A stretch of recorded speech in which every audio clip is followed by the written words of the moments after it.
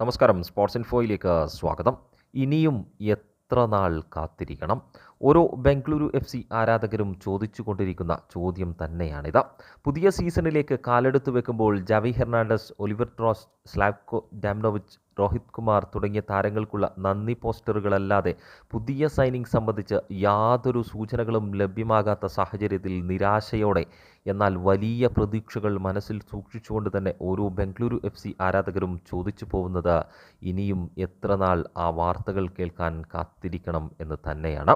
എന്നാൽ അവസാനമായി പ്രത്യക്ഷപ്പെട്ടത് കേരള ബ്ലാസ്റ്റേഴ്സിലേക്ക് ലോണിൽ വിട്ട ഗോൾ കീപ്പർ ലാറ ശർമ്മയെ FC ഗോവയ്ക്ക് അൺക്ലോസ്ഡ് ഫീ വാങ്ങിക്കൊണ്ട് പെർമനന്റ് ട്രാൻസ്ഫർ നടത്തിയ വാർത്തയായിരുന്നുവെങ്കിൽ നേരത്തെ അമൃത് ഗോപി, വിക്രം സിംഗ് എന്നീ യുവ ഗോൾ കീപ്പർമാരുടെയും കരാർ അവസാനിപ്പിച്ച ബംഗളൂരു FCയിലേക്ക് ഗുർപ്രീത്തിന് ബാക്കപ്പ് ഓപ്ഷനുകളായി മികച്ച ഗോൾ കീപ്പിംഗ് സംഘം തന്നെ എത്തുമെന്ന് തന്നെയാണ് പ്രതീക്ഷിക്കാവുന്നത്. ബംഗളൂരു FCക്കൊപ്പവും കഴിഞ്ഞ സീസണിൽ കേരള ബ്ലാസ്റ്റേഴ്സിനൊപ്പവും ഒക്കെ ഉണ്ടായിട്ടും വലിയ അവസരങ്ങളൊന്നും എത്തിയിട്ടില്ലാത്ത എന്നാൽ ലഭിച്ച അവസരങ്ങളിലൊക്കെ ഡീസൻറ്റ് പെർഫോമൻസ് തന്നെ കാഴ്ചവെച്ചിട്ടുള്ള ലാറ ശർമ്മയെ ട്രാൻസ്ഫർ ഫീ നൽകിക്കൊണ്ട് തന്നെ അടുത്ത 2 വർഷത്തെ കരാറിലാണ് FC ഗോവ സ്വന്തമാക്കുന്നത്.